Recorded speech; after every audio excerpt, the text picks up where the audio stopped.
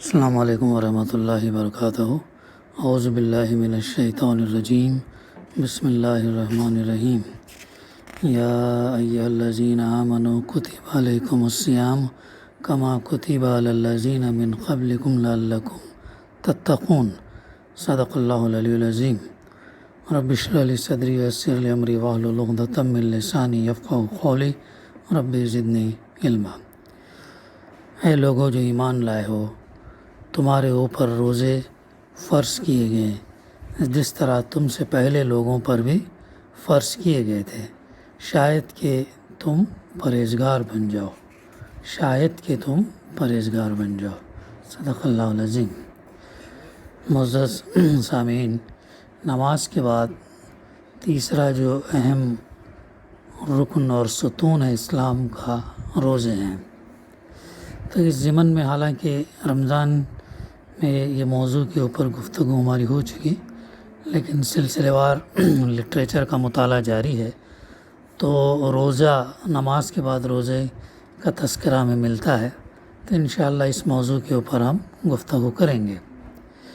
ہر امت پر اللہ تعالیٰ نے روزہ فرض کیا گیا۔ یہ دوسری عبادت جو اللہ تعالیٰ نے آپ پر فرض کی ہے، روزہ ہے۔ روزے سے مراد یہ ہے کہ صبح سے شام تک آدمی کھانے پینے اور مباشرت سے پرہیز کرے۔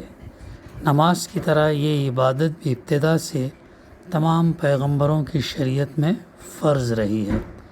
پچھلی جتنی امتیں گزری ہیں سب اسی طرح روزے رکھتی تھی جس طرح امت محمدی صلی اللہ علیہ وسلم رکھتی ہے۔ البتہ روزے کے احکام اور روزوں کی تعداد اور روزے رکھنے کے زمانے میں شریعتوں یعنی طریقہ کار کے درمیان فرق رہا ہے۔ آج بھی ہم دیکھتے ہیں کہ اکثر مذاہب میں روزہ کسی نہ کسی شکل میں ضرور موجود ہے، اگرچہ لوگوں نے اپنی طرف سے بہت سی باتیں ملا کر اس کی شکل بگاڑ دی ہے۔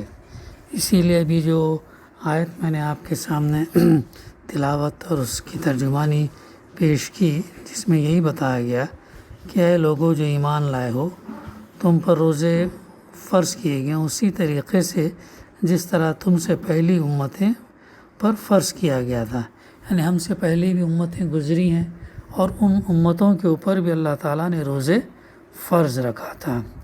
اس آیت سے معلوم ہوتا ہے کہ اللہ تعالیٰ کی طرف سے جتنی شریعتیں آئی ہیں وہ کبھی روزے کی عبادت سے خالی نہیں رہیں، یعنی جو بھی اللہ سبحانہ وتعالیٰ کی طرف سے جتنی شریعتیں آئیں، ہر شریعت میں روزہ جو ہے بحیثیت عبادت ان کے اس میں فرض تھا، کوئی بھی خالی نہیں تھا۔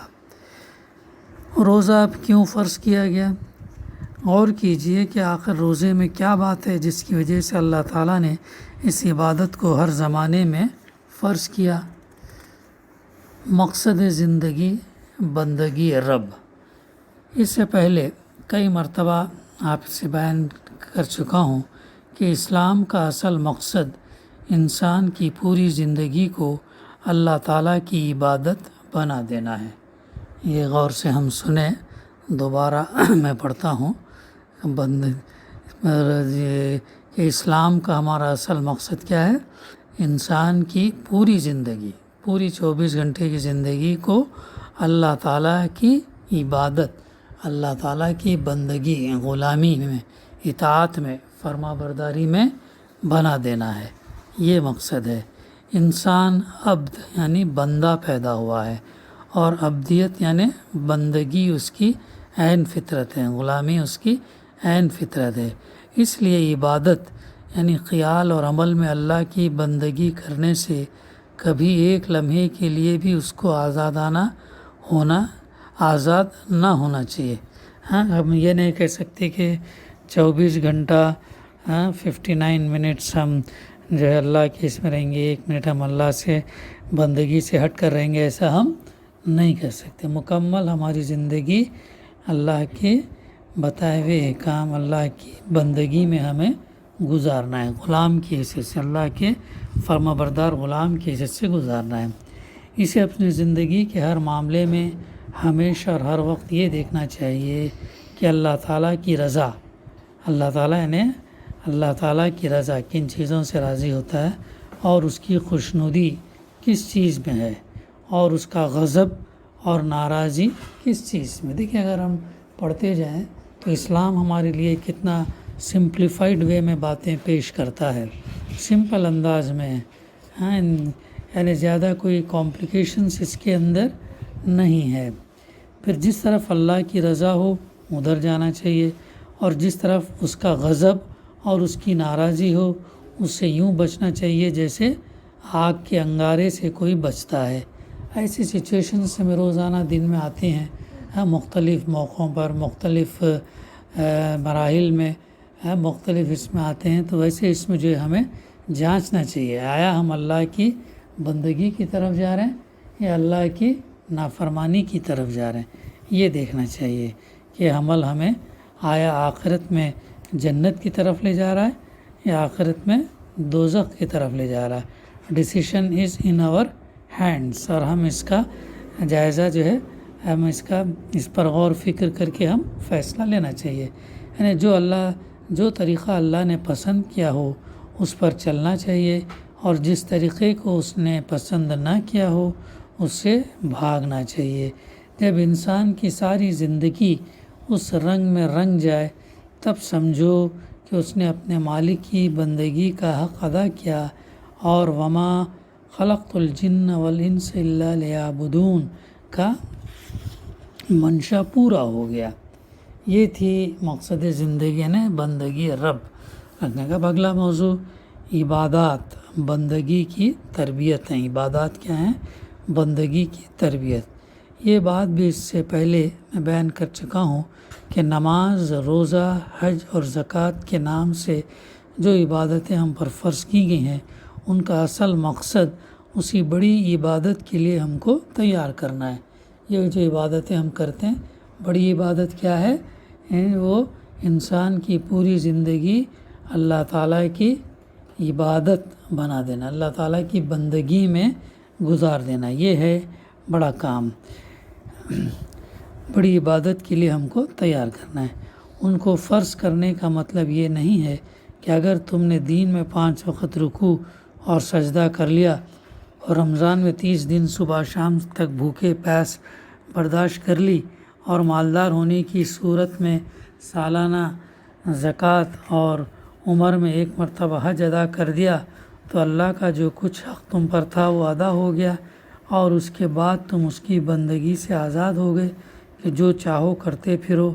بلکہ دراصل ان عبادتوں کا فرض کرنے کی غرض یہی ہے کہ ان کے ذریعے سے آدمی کی تربیت کی جائے اور اس کو اس قابل بنا دیا جائے کہ اس کی پوری زندگی اللہ کی عبادت بن جائے. آئیے اب اسی مقصد کو سامنے رکھ کر ہم دیکھیں کہ روزہ کس طرح آدمی کو اس بڑی عبادت کے لیے تیار کرتا ہے. تو پہلی بات اس میں یہ ہے کہ روزہ جو ہے مخفی عبادت ہے، چھپی ہوئی عبادت ہے. روزے کے سوا دوسری جتنی عبادتیں ہیں وہ کسی نہ کسی ظاہری حرکت سے ادا کی جاتی ہیں. مثلا نماز میں آدمی اٹھتا اور بیٹھتا اور رکوع اور سجدہ کرتا ہے جس کو ہر شخص دیکھ سکتا ہے. حج میں ایک لمبا سفر کر کے جاتا ہے اور پھر ہزاروں لاکھوں آدمیوں کے ساتھ سفر کرتا. زکوٰۃ بھی کم از کم ایک شخص دیتا ہے اور دوسرا شخص لیتا ہے. ان سب عبادتوں کا حال چھپ نہیں سکتا.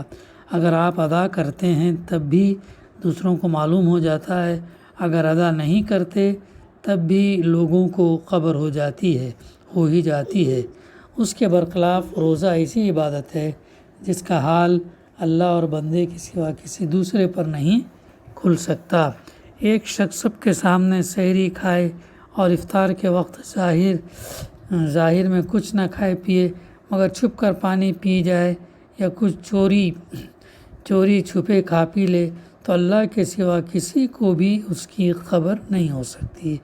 ساری دنیا یہی سمجھتی رہے گی کہ وہ روزے سے ہے اور وہ حقیقت میں روزے سے نہ ہوگا. تو بقایا مضمون انشاءاللہ آئندہ ہم لیں گے. دعا ہے کہ اللہ سبحانہ و تعالی ہمیں کہنے سننے سے زیادہ عمل کرنے کی توفیق عطا فرمائے. ربنا تقبل منا انک انت السمیع العلیم وتب علینا انک انت التواب الرحیم صلی اللہ تعالیٰ علی خیر خلقہ وعلی آلہ وصحبہ اجمعین الحمد للہ رب العالمین.